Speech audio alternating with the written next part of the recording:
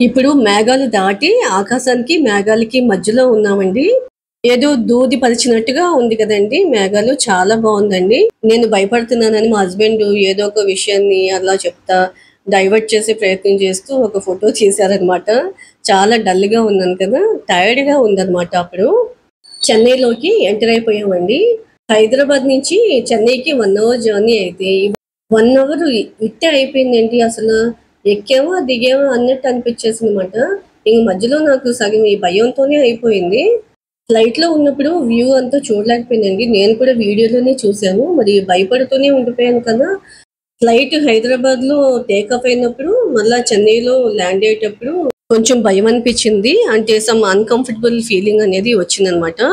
Already flight journey అలవాటున్న వాళ్ళకి ఇలా అనిపిచ్చదండి. కాకపోతే ఫస్ట్ టైమ్ కదా! అందుకని నాకు కొంచెం అలా అనిపిచ్చింది.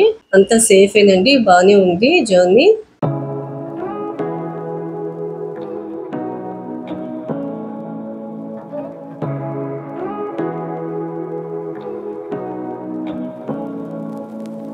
Say what you wanna say to me now.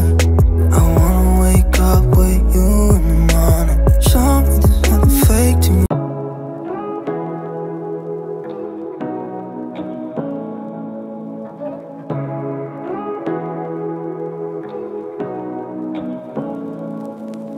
Say what you wanna say to me now.